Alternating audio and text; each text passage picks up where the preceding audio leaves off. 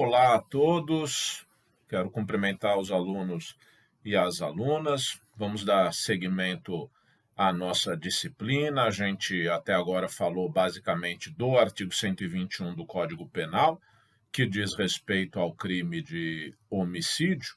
E agora vamos, na sequência, tratar dos demais crimes dolosos contra a vida, iniciando-se pelo artigo 122, que cuida do chamado induzimento, instigação ou auxílio ao suicídio, e foi assim que eu estudei esse crime quando fazia a minha graduação, ainda no final da década de 90, faz muito tempo, mas hoje há uma peculiaridade, porque ele foi acrescido de um outro tópico, de maneira que hoje se diz induzimento, instigação ou auxílio ao suicídio ou à automutilação.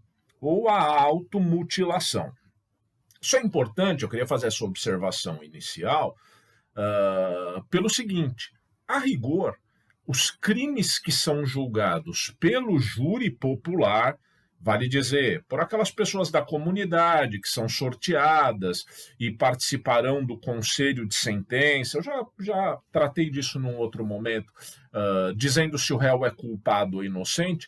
Esses crimes, a rigor, são os crimes de homicídio, induzimento, instigação, auxílio ao suicídio, infanticídio e o aborto, como nós veremos essas duas figuras típicas depois. Ou seja, do artigo 121 do Código Penal até o artigo 128, que trata ali das questões concernentes ao aborto. Porém, no artigo 122, agora, com a redação que lhe foi dada pela Lei 13.968 de 2019, a parte que trata da automutilação não é crime doloso contra a vida. Vale dizer, o induzimento à instigação à automutilação é um crime contra a integridade corporal, porém não contra a vida. De modo que tudo indica, a doutrina ainda é bastante escassa nesse aspecto, mas tudo indica que para esse crime de induzimento ou instigação à prática de automutilação, a competência é do juiz singular, do juiz monocrático e não do tribunal do júri. Então, queria fazer essa observação inicial. Quando o Código fala em induzimento ou instigação ao suicídio ou à automutilação, ou à prestação de auxílio material para o suicídio ou para a automutilação, é preciso distinguirmos cada uma desses verbos, desses núcleos do tipo. Induzir é fazer brotar uma ideia, é fazer nascer uma ideia. Noutros termos, é colocar na cabeça de alguém algo que lá não havia.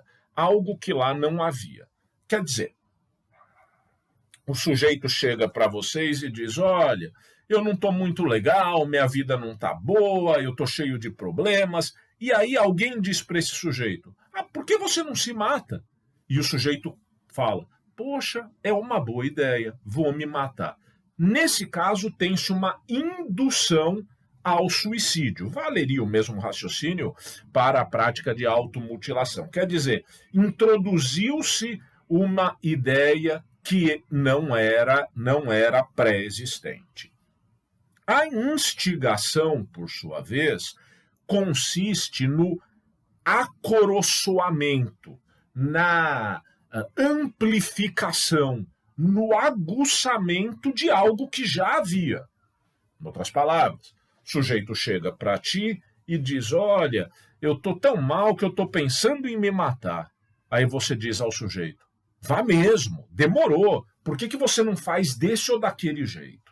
Isso se trata de uma instigação, portanto, amplia-se, aguça-se uma ideia que já havia na mente do sujeito. Notem que ambas as situações, induzimento e instigação, são aquilo que chamamos normalmente de formas de participação moral. É uma atuação que não implica num auxílio material. O auxílio material é a terceira figura. Prestar-lhe auxílio material para que o faça.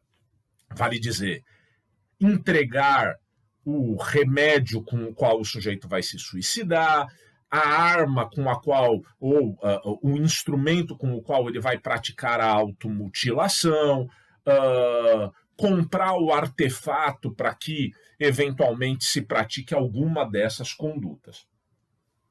Então, induzir é fazer nascer uma ideia, instigar é amplificá-la e a prestação de auxílio é a atuação no nível material para que ou o suicídio ou a automutilação ocorram. Portanto, atua-se em relação à conduta de outra pessoa. Qual pessoa? Aquela que vai se suicidar ou automutilar-se. Notem bem que este tipo penal não se aperfeiçoa, não se concretiza quando há, digamos assim, uma invocação genérica e, portanto, não direcionada a um sujeito, no caso a uma vítima específica, alusiva ao suicídio ou à automutilação.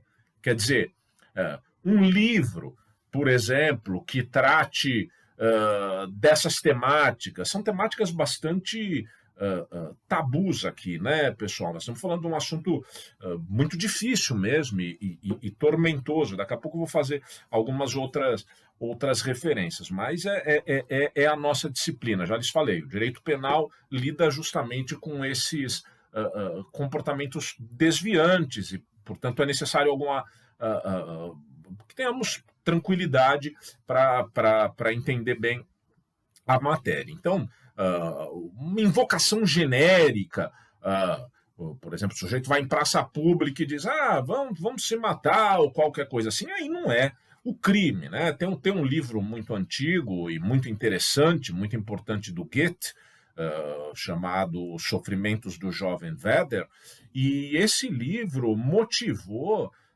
na época, muitos jovens a praticarem o suicídio. Era um amor, digamos assim, não correspondido, e isso levava o personagem a tirar a própria vida, e muita gente acabou desgraçadamente se matando por isso. Poder-se imputar alguma responsabilidade ao escritor? A resposta é não.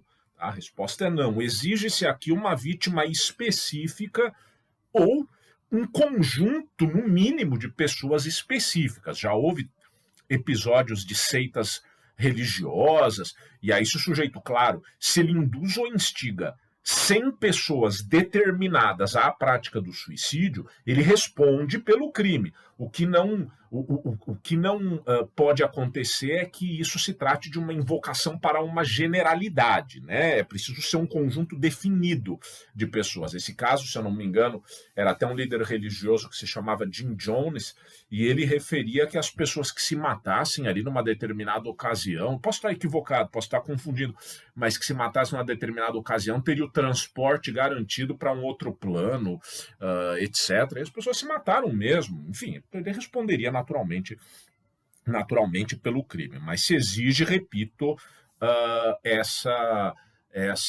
atuação a uma pessoa determinada ou a um conjunto determinado de pessoas. Parágrafo 4º do Código Penal, do artigo 122, diz que há um aumento de pena se o crime é cometido pelas redes sociais ou pela internet. Tá? Esse parágrafo 4º menciona que a pena é aumentada até o dobro. Porque existem algumas aspas aí, muitas aspas, algumas brincadeiras, aspas, de internet, tipo baleia azul ou qualquer coisa assim, que vão criando uma espécie de conjunto sucessivo de provas, de atuações que começam e vão descambando para a prática da automutilação e culminam, em alguns casos, na própria realização do suicídio.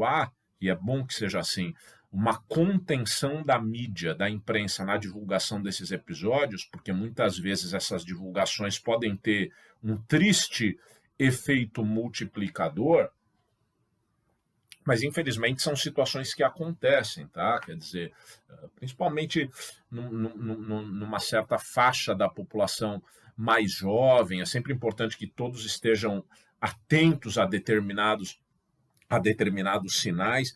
Então, dada essa peculiaridade do momento presente, o Código Penal estabeleceu essa causa de aumento de pena que, repito, implica no aumento da pena ao dobro se a conduta for praticada. Qual conduta? O induzimento, a instigação, a prestação de auxílio ao suicídio ou à automutilação por meio de rede de computadores ou redes sociais ou mesmo transmitida em tempo real. Aqui nós temos um crime comum, quer dizer, qualquer pessoa pode praticá-lo. É um crime formal porque o caput, o induzir, o instigar alguém a suicidar-se ou a prática da automutilação, não exige resultado. Ou seja, ainda que o induzido, o instigado ou o auxiliado não concretizem o suicídio ou a automutilação, ainda assim, quem praticou as condutas responde pelo crime. Tá? Responde pelo crime. Logo, trata-se de um crime formal, vale dizer. O tipo penal descreve a conduta e o resultado. Porém, o resultado não é exigido para a consumação. Essa é a definição, a rigor, dos crimes formais. O tipo penal descreve conduta e resultado, mas não se exige resultado para a consumação. E é o que sucede exatamente aqui. É um crime comissivo, portanto, exige um atuar, induzir, instigar ou prestar auxílio, e de forma livre, quer dizer, pode ser praticado de variadas maneiras. Ele pode ser praticado por palavras, ele pode ser praticado eventualmente por gestos. A pessoa está na varanda do prédio de apartamentos ameaçando pular. E aí olha para alguém e esse alguém fala. E a pessoa pula. Quer dizer, esse que fez esse sinal de positivo, em alguma medida está instigando aquela conduta. Pode ser praticado por escritos, né? Quer dizer, você manda uma carta, enfim, é um crime de forma livre porque pode ser praticado de diversas maneiras. E é importante, eu vou pedir que leiam depois, sempre que eu aludir aos artigos do Código Penal, é fundamental para as nossas aulas, se não havia dito isso antes, peço perdão, que tenham o Código Penal do lado, né? E procurem sempre acompanhar o que o professor fala com a leitura do Código, que o parágrafo 1º dirá que se da automutilação ou da tentativa de suicídio resultar lesão corporal grave ou gravíssima, a pena vai ser aumentada. E o parágrafo 2º, a comprovar o que eu disse, ou seja, que é um crime formal, diz que se o suicídio se consuma ou se da automutilação resulta morte, a pena será de reclusão de 2 a 6 anos. E aí há uma série de dispositivos concernentes às variações de pena. Por exemplo, a pena é aumentada se o agente é líder ou coordenador de grupo em rede social, se for cometido contra menor de 14 anos ou contra quem não tenha o necessário discernimento, enfim, tudo isso implica em variações da pena. Não vou gastar o nosso tempo aqui lendo o código, né? Eu acho que essa é uma tarefa que cabe a vocês, mas são diversas variantes de pena em consequência de fatores aí, de circunstâncias que podem se apresentar nesse tipo de crime. Aqui só 2 questões para finalizar. Em alguns países do mundo, a participação em suicídio não é punida. Por exemplo, na Alemanha, há a impunibilidade da participação em suicídio, ou seja, do induzimento, da instigação ou do auxílio ao suicídio. E a questão aí é normativa. Existe um livro de um autor alemão bastante famoso hoje em dia, que é o Günther Jacobs, em que ele trata da temática do suicídio, e entre outras coisas, aqui não há nenhuma razão moral para isso na Alemanha, é uma questão normativa, dogmática mesmo, qual seja, afirma-se que, ora, como que você vai punir a participação num fato que não é criminoso? Como assim? Explique, vou explicar. O fato que não é criminoso é o suicídio. E isso vale aqui no Brasil também, né? O suicídio não é incriminado. Quer dizer, o sujeito que se mata ou tenta se matar, sobreviver, ele não vai ser punido. Ele não vai ser punido. E aí os alemães, a partir da teoria do concurso de pessoas, do concurso de agentes, que vocês já estudaram, dirão o seguinte: ora, mas se a participação é sempre acessória, e isso é uma verdade, porque a participação é sempre acessória de um fato principal, ela só tem sentido, repito, estou explanando o modo como os alemães compreendem o tema. A participação só tem sentido ser punível se o fato principal também for crime. Se nesse caso nós não temos um fato principal que é criminoso, qual seja o suicídio, como é que eu vou incriminar a participação? Logo, há uma razão dogmática aí para a impunibilidade da participação em suicídio, que também traz à tona uma discussão que nós já referimos quando eu lhes falei sobre o homicídio privilegiado, acerca do chamado suicídio assistido, né? Até quero crer que referi a vocês o filme do Jack Kerouac, o chamado Doutor Morte, é um filme feito para televisão com o Al Pacino, e esse médico criava todos os apetrechos e toda a aparelhagem para que a própria pessoa se suicidasse quando tivesse com uma condição de saúde muito difícil, quando tivesse moribunda ou convalescente. Nesse caso, a rigor, tratar-se-ia de uma participação em suicídio. Portanto, no Brasil, ele seria responsabilizado, e aí eu próprio me lembro que falei do filme Mar Adentro, eu espero que tenham conseguido assistir, que traz também essa discussão.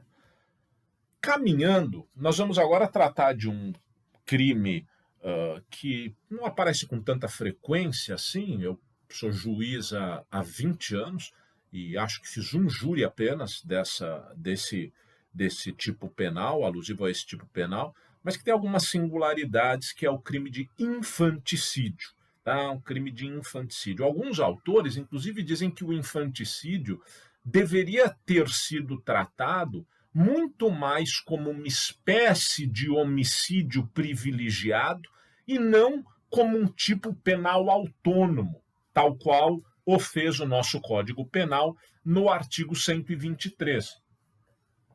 Foi uma opção legislativa ter se criado um tipo penal específico que trata dessa singular situação em que nós temos no infanticídio homicídio, fecha aspas, cometido pela mãe, portanto, trata-se aqui de um crime próprio, vale dizer que exige uma qualidade especial do sujeito ativo, é necessário que seja a mãe. Homicídio, entre aspas, cometido pela mãe contra seu filho, nascente ou recém-nascido. Nascente ou recém-nascido, sob a influência do estado puerperal. Quer dizer, é o que o Código Penal diz, artigo 123, matar, sob a influência do estado puerperal, o próprio filho durante o parto ou logo após. Aqui é preciso demarcar algumas coisas. Primeiro, antes do parto, e aí é necessário considerarmos o que representa o início do parto, tá? E a doutrina, inclusive apoiada em razões de medicina, no geral, dirá que o início do parto sucede com a ruptura da bolsa. Então, antes do parto, o que nós temos quando se atenta contra, no caso aí, o feto, é a discussão sobre o crime de aborto, de que falaremos na sequência. Portanto, enquanto tratar-se de vida intrauterina, a hipótese é de aborto quando há o crime doloso contra a vida. Durante o parto ou logo após, o que temos é infanticídio. E depois do que poderíamos considerar, aspas, logo após o parto, o que se tem é homicídio. Homicídio. Portanto, são 3 estágios de proteção, 3 estágios de proteção da vida. Notem, a mãe pode cometer homicídio contra o filho? Sim, desde que não seja durante o parto ou logo após. Porque se for durante o parto ou logo após, o que nós teremos é o infanticídio e não o homicídio. E notem bem, a pena é muito distinta. Para o infanticídio, a pena varia entre, é uma pena de detenção e que varia entre 2 e 6 anos. Lembremos-nos de que para o homicídio a pena varia de 6 a 20. Portanto, há uma diferença muito significativa, muito significativa. Então, reitero, é importante sabermos que, aspas aí, o infanticídio começa a ser discutido a partir do momento em que se tem demarcado o início do parto, o durante o parto ou logo após. Previamente a isso, precedentemente a isso, a discussão estaria adstrita ao crime de aborto e depois disso ao crime de homicídio. Repito, crime próprio. Portanto, não é um crime comum. Crime comum é aquele que qualquer pessoa pode cometer, tipo homicídio. Aqui não, é um crime próprio que exige uma qualificação, uma qualidade especial do sujeito ativo. No caso, ser a mãe. É um crime material, porque exige resultado, né? Ele se consuma com a morte do filho, com a morte do filho, e é um crime que, portanto, admite tentativa, né? A atuação da mãe durante o parto ou logo após, com o escopo de tirar a vida do filho, pode frustrar-se. E aí o que teríamos é uma tentativa de infanticídio. A doutrina mais antiga, o Código Penal, eu já mencionei isso, alguns fatos criminosos passaram por uma releitura, porque a doutrina mais antiga apontava alguns exemplos de infanticídio como cometidos, digamos assim, com o objetivo de que a mulher escondesse, entre aspas aí, muitas aspas, escondesse a sua desonra, tá? Quer dizer, uma mulher, coisa antiga, tá, pessoal? Mas que nos livros mais, às vezes é importante, existem autores antigos que são muito importantes de serem lidos, tá? Porque eles vão explicar muitas coisas que hoje em dia nós não lemos nos atuais, mas é preciso filtrar porque as coisas foram mudando ao longo do tempo, mas em determinadas localidades, e o Código Penal é de 1940, cogitava-se, por exemplo, daquela mulher que não era casada e que engravidava por qualquer relacionamento que tivesse, que teria, escondendo a gravidez dos pais ou do ambiente das pessoas com as quais convivia, quando a criança nascia, acabava por matá-la para esconder a própria desonra, tá? O que seria tido como desonra, etc. Obviamente que isso não é exigido como elemento do infanticídio. Portanto, essa razão não se apresenta, e tampouco o estado puerperal de que falarei agora tem a ver com isso, tá? Quer dizer, então vejam, o código fala matar sob a influência do estado puerperal. Esse estado puerperal alude a uma espécie de desajuste, a uma espécie de conturbação no nível psicológico que se apresenta para algumas mulheres em consequência do parto. Tá? Em consequência do parto. Aqui Tem muita coisa escrita sobre isso. E, como de resto, a razão está, digamos assim, numa espécie de linha de equilíbrio.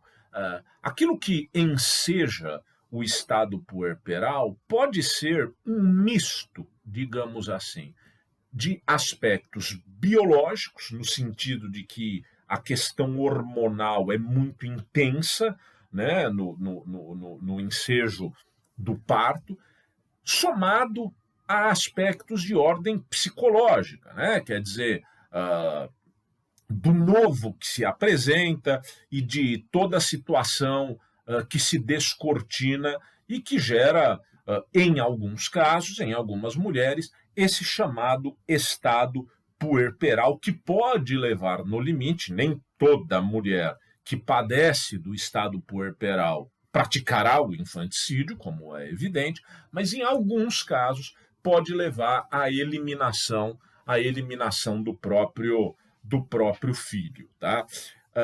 O que os autores têm dito é que esse estado puerperal não exige, para ser como tal afirmado, não exige perícia, tá? Não exige prova pericial, não exige que a mulher seja submetida a exames. É quase como afirmarmos que se a mulher mata o filho durante o parto ou logo após, ter-se-á configurado o estado puerperal como uma espécie de corolário, como uma espécie de decorrência, como uma espécie de consequência para aquela mulher do próprio parto. Tá? Então, embora tenha havido alguma discussão a esse respeito, digamos assim, nos tribunais, predomina hoje que a afirmação do estado puerperal independe de perícia, porque é um corolário do próprio parto nos casos de infanticídio, tá? Nos casos de infanticídio.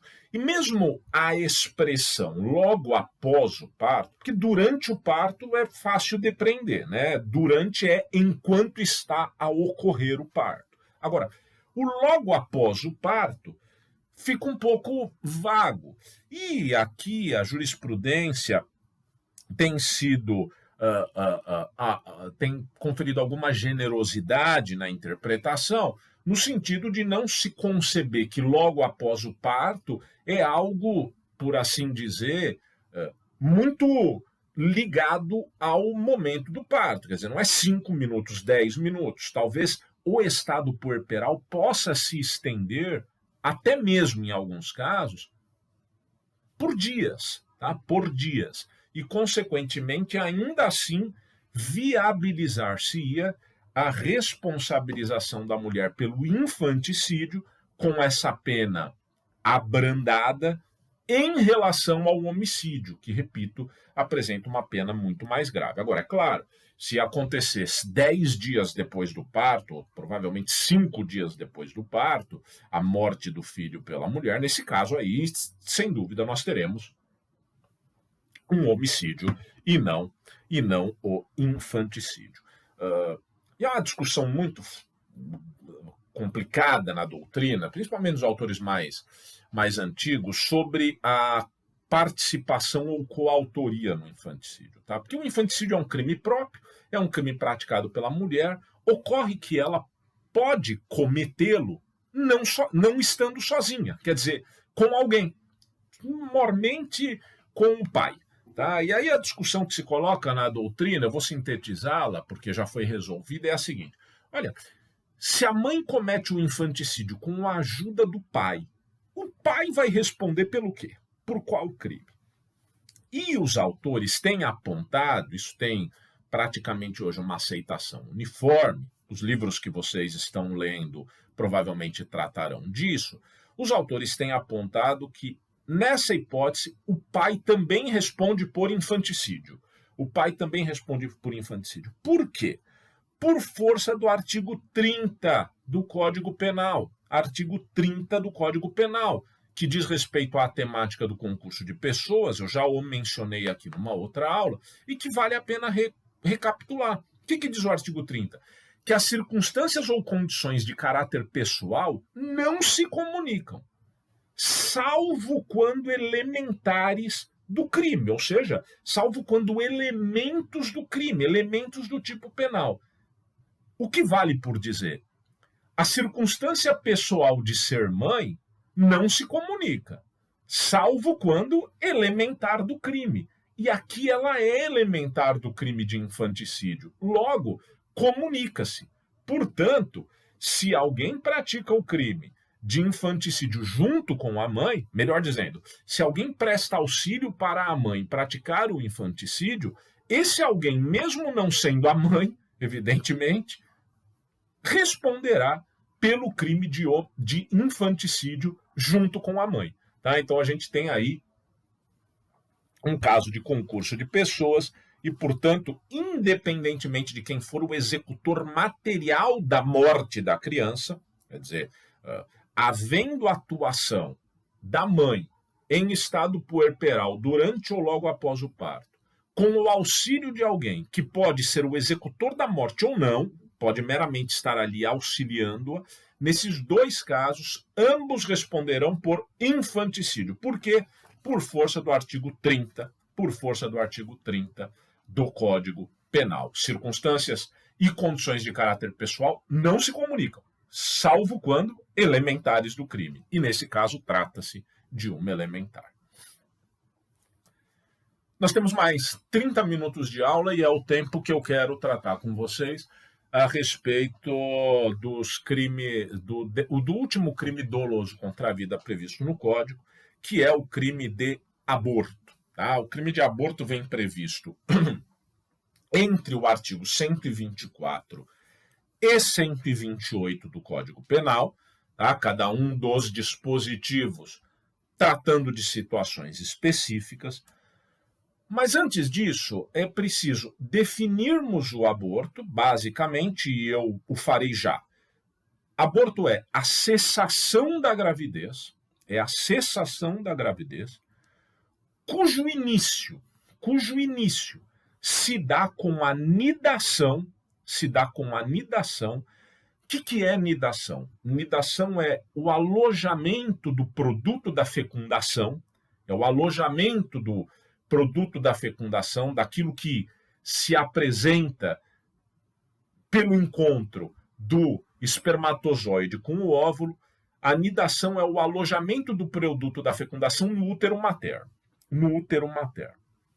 Portanto, aborto é a cessação da gravidez, cujo início se dá com a nidação antes do seu termo normal. Por que essa referência à anidação? Antes de entrar no tema, eu quero ir limpando o nosso território. Por que essa referência à anidação é importante? Porque se ela não for feita, e aqui a gente quase poderia estar tentando responder a pergunta dificílima, num certo sentido, sobre quando se inicia a vida. Se a nidação não for o nosso marco temporal, e é o que, digamos assim, predomina na ciência, há discussões? Sim, há discussões. Há vários argumentos respeitosos para vários lados? Sim, há vários argumentos respeitosos. Estou dizendo aquilo que predomina, que é a anidação. Porque se nós não considerarmos a anidação, por exemplo, a chamada pílula do dia seguinte, por alguma razão, houve relação sexual sem a prevenção adequada e se busca a pílula do dia seguinte para evitar-se uma gravidez indesejada, ou mesmo, isso acontece numa trágica hipótese de um crime sexual, em que se toma a pílula do dia seguinte. Quer dizer, se a anidação não for o marco, a pílula do dia seguinte poderia ser considerada aborto. E isso predomina intensamente que não é o caso, de maneira que demarquemos aí a partir de quando se pode cogitar do crime de aborto. E esse momento é a nidação, antes do seu termo normal. Então, o aborto réptil, sinônimo de aborto aí é interrupção da gravidez, dar-se-ia da nidação até o termo final da gravidez.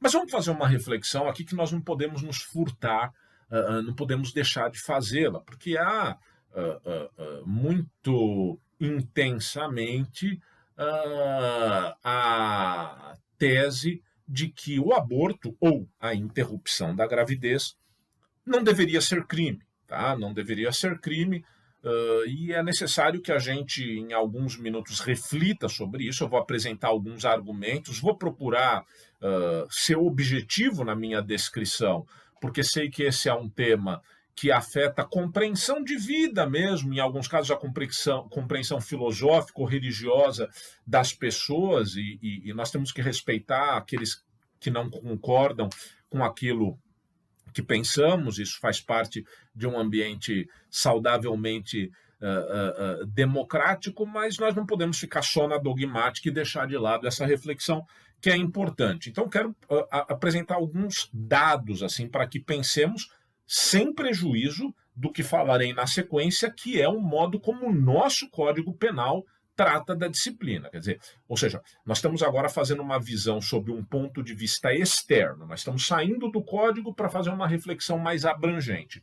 Depois a gente volta para o ponto de vista interno e mergulha na nossa legislação para falar das suas peculiaridades.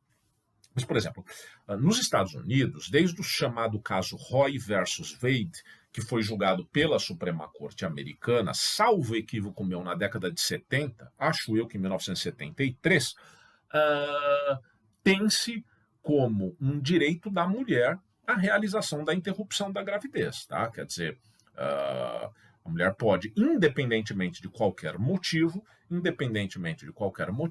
realizar a interrupção da gravidez, e, portanto, isso não é criminalizado nos Estados Unidos da América.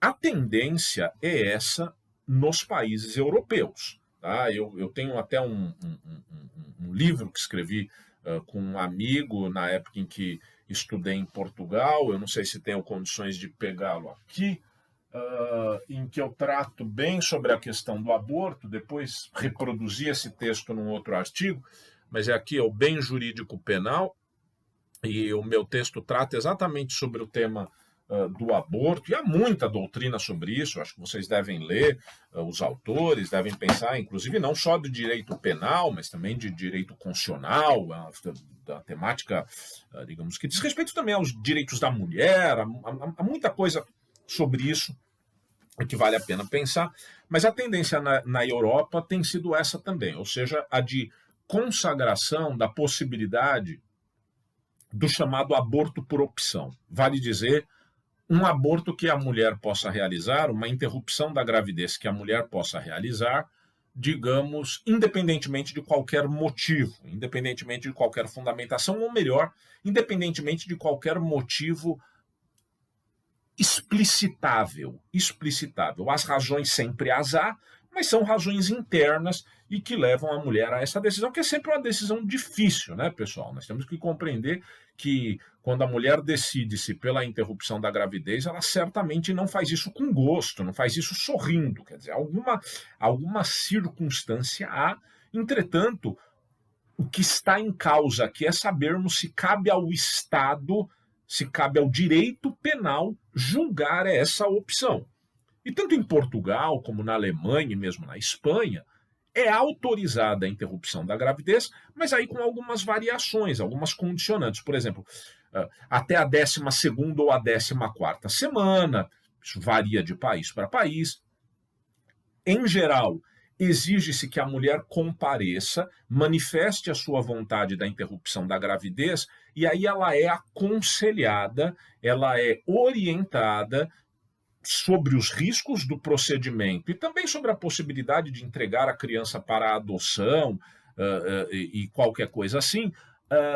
E aí é necessário um período, que em Portugal, salvo erro, é de 3 dias, só depois do qual realizar-se-á efetivamente a interrupção. É o que eles chamam de período, de prazo de reflexão. Quer dizer, a mulher precisa pensar sobre aquilo, amadurecer a sua decisão. Isso, repito, é a tendência, tá? Porque sempre é mal posta, nós podemos ter variadas opiniões, repito, sobre isso, mas nós precisamos, entretanto, falar adequadamente do que se trata.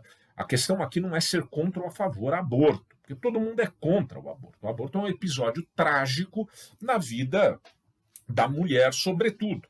A questão é saber se somos ou não favoráveis à punição criminal da mulher que realiza a interrupção da gravidez.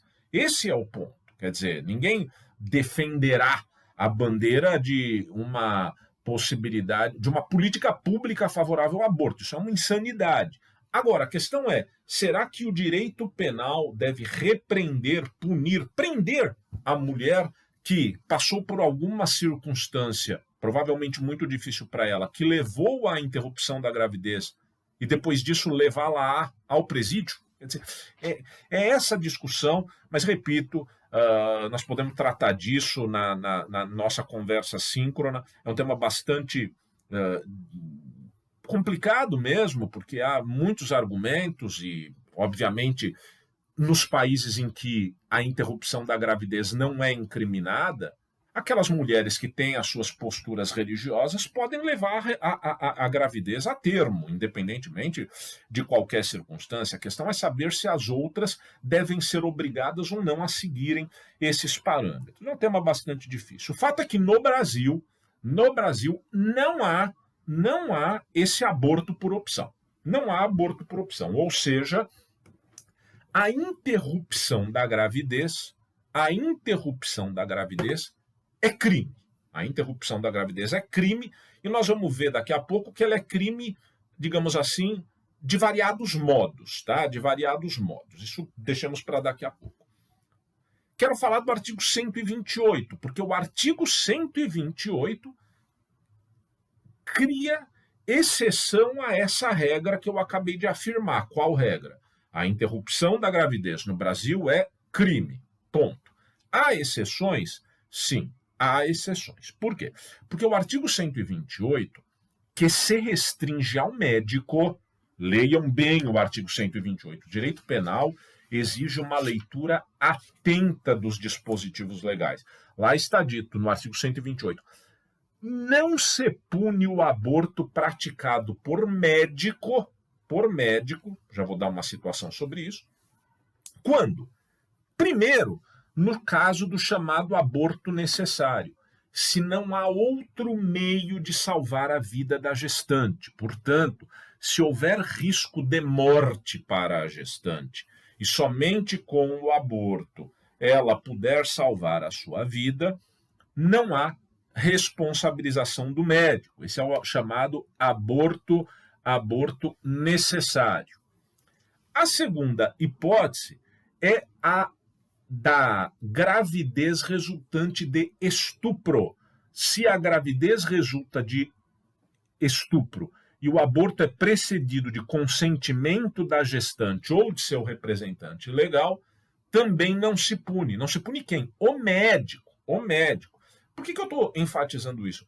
Porque, na verdade, pela dicção do artigo 128 do Código Penal, se a mulher esse é o nosso panorama legislativo, se a mulher é estuprada, por exemplo, e vê-se grávida, e fica desesperada com isso, e compra o remédio X ou Y, que todos sabem ser abortivo, e toma esse remédio, e há o aborto, em princípio ela seria punida pelo Código Penal brasileiro.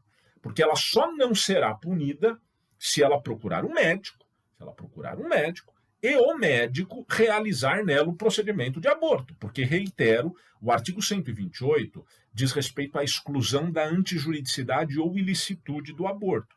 E ele aqui está circunscrito, pela sua literalidade, ao médico. Não se pune o aborto praticado por médico. Portanto, haveria essa questão colateral. E a terceira situação não está no Código Penal. Mas o Supremo Tribunal Federal, na ADPF, Arguição de Descumprimento de Preceito Fundamental, número 54, definiu também que não se pune a interrupção da gravidez quando o feto padecer da anencefalia, quer dizer, não tiver bem desenvolvida a sua caixa craniana e for um feto cuja vida é inviável. Tá?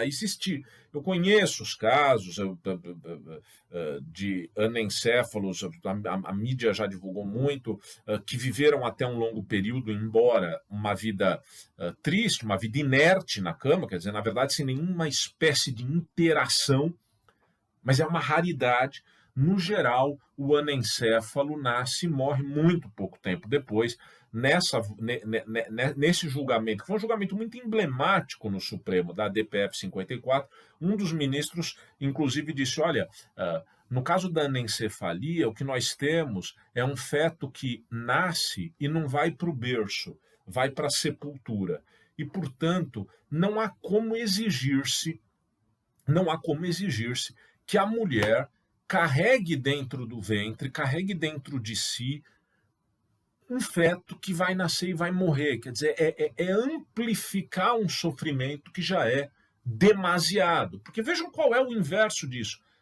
É a mulher ter engravidado de um feto que é anencéfalo, uma situação altamente dificultosa e trágica para ela, resolve realizar o aborto e vai presa por causa disso. Quer dizer, é uma duplicação de sofrimento e que, portanto, deve nos fazer refletir nesses termos. Notem, o Supremo teve que adotar aí o que alguns chamam de uma postura ativista, ou seja, regular uma situação que o Poder Legislativo já deveria ter regulado de longa data, já deveria ter regulado, digamos assim, despido de determinados preconceitos e levando em conta, inclusive, a possibilidade médica hoje de aferição desses tipos de padecimento, qual seja a anencefalia, para preservar a mulher, para preservar a família, enfim. Mas, repito, eu sei que estamos falando de uma discussão bastante tormentosa, dada a compreensão que outras pessoas podem ter a respeito dessa temática. Seja como for, no quadro normativo brasileiro, a interrupção da gravidez, o aborto, é crime, salvo em 3 situações. Quando, praticado pelo médico, houver risco de morte para a gestante, a gravidez resultar de estupro ou o feto padecer de anencefalia. Tá? Seriam essas 3 causas que excluiriam a ilicitude do aborto para o médico. Fora isso, o Código Penal vai prever 3 figuras típicas concernentes ao crime de aborto. Tá? Aqui há uma espécie de, é o que os autores chamam de uma exceção à teoria monista do concurso de agentes, uma exceção pluralística à teoria monista, porque basicamente a teoria monista que vocês já estudaram dirá que quando mais de uma pessoa pratica uma figura típica, todas respondem pelo mesmo crime. É o que está no artigo 29 do Código Penal. Quem de qualquer modo concorre para o crime, incide nas penas a ele cominadas na medida da sua culpabilidade. Quer dizer, se eu e algum de vocês formos a um banco e roubarmos o banco, ainda que eu tenha sido só um motorista que conduziu o carro até o banco, nós dois vamos responder por roubo. Nós dois vamos responder pelo mesmo crime. No caso do aborto, não é assim, porque há penas e crimes diferenciados a depender de quem se trate. Portanto, há uma exceção pluralística à teoria monista. Vocês vão entender bem. O artigo 124 do Código Penal trata do chamado autoaborto. Autoaborto.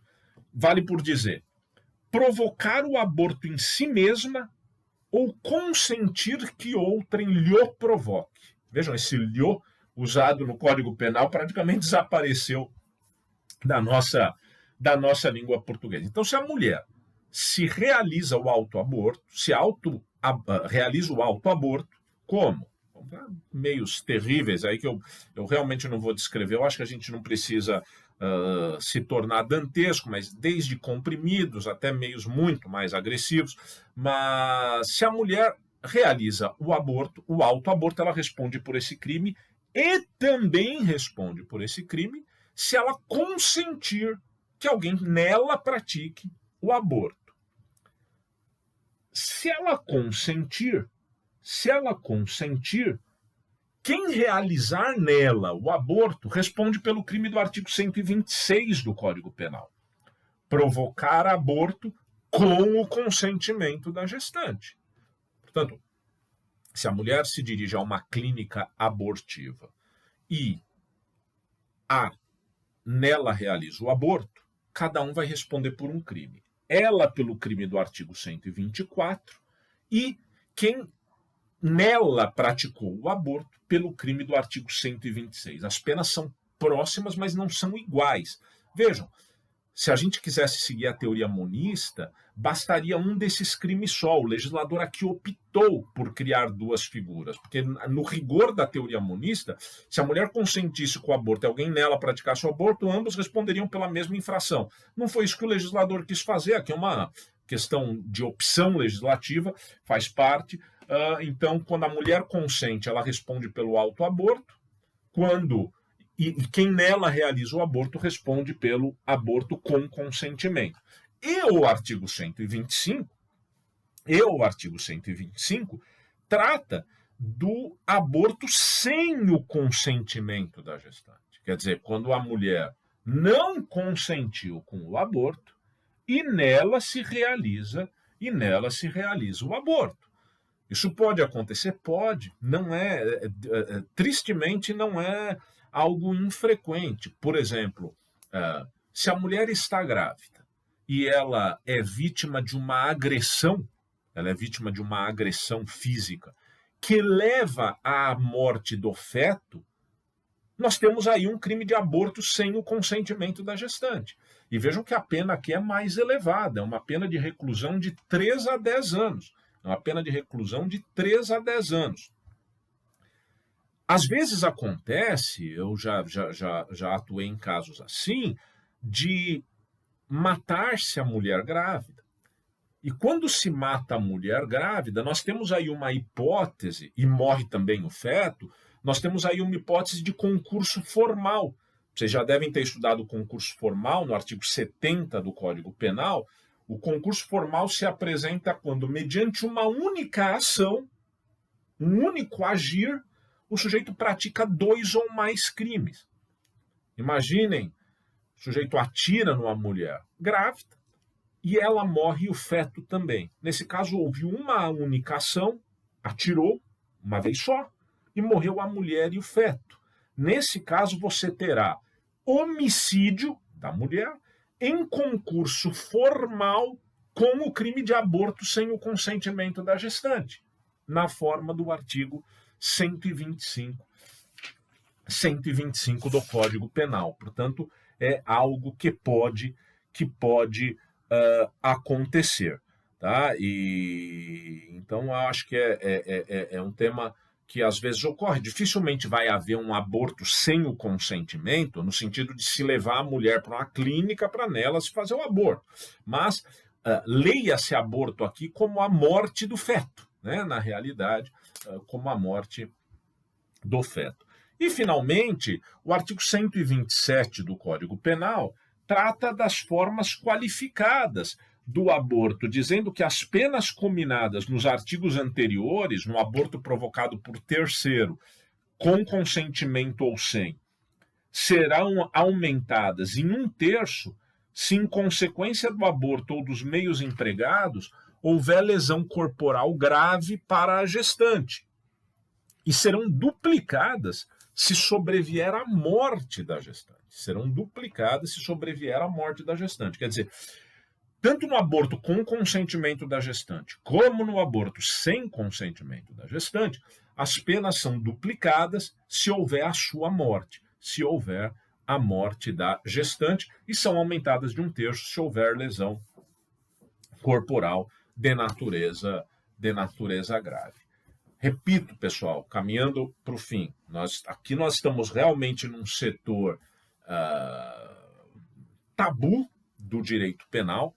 Nem todas as legislações incriminam a interrupção da gravidez.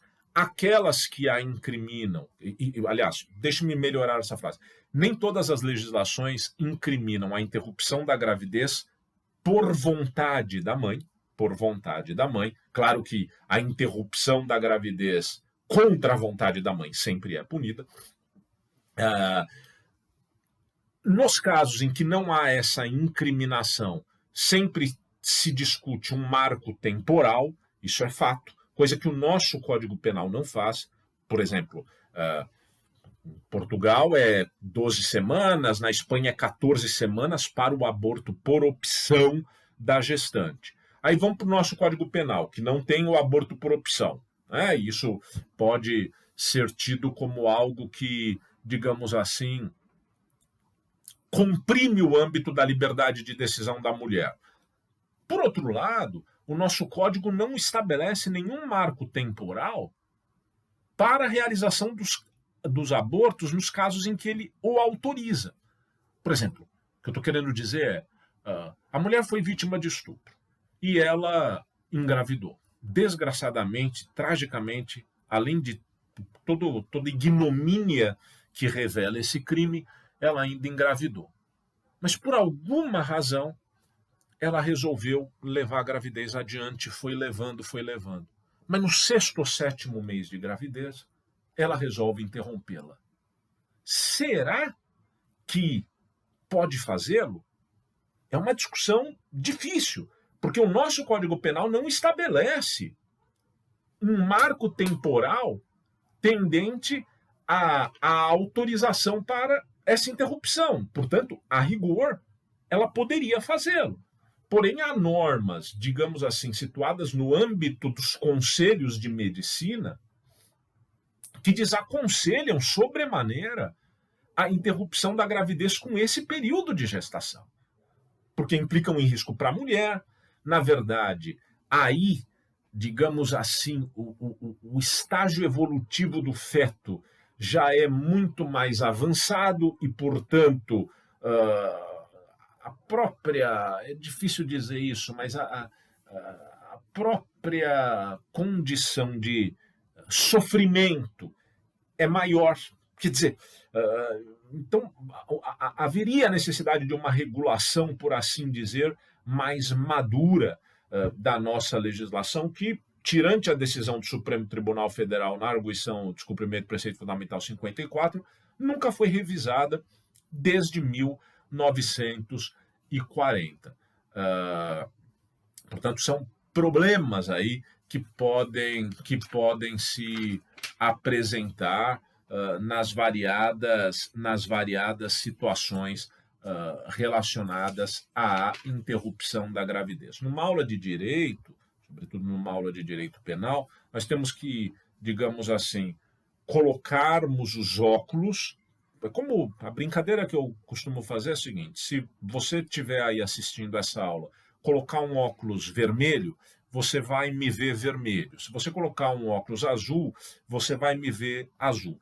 Na aula de direito, nós procuramos colocar os óculos do direito, os óculos do jurista, os óculos dessa teoria, dessa dogmática, que não é só brasileira, ela se apresenta em outros lugares. Isso não significa que os demais óculos que nós procuramos deixar de lado sejam de se jogar fora, porque para muitas pessoas eles são bastante importantes. Os óculos da ideologia, os óculos da filosofia, os óculos da religião, os óculos das suas concepções de mundo. A gente só precisa procurar isolá-los durante a aula, ficarmos abertos sempre ao argumento contrário, procurarmos persuadir também quando nós não concordarmos. Ninguém é obrigado aqui a concordar comigo e nós podemos debater todos os assuntos, mas é sempre necessário fazê-lo respeitando a divergência e respeitando a pluralidade. Afinal, todos são diferentes, cada um é uma individualidade. Então procurem refletir sobre esse assunto, leiam o Código Penal, leiam os livros de doutrina, que terão uma abordagem mais dogmática a respeito disso, e vamos em frente adiante.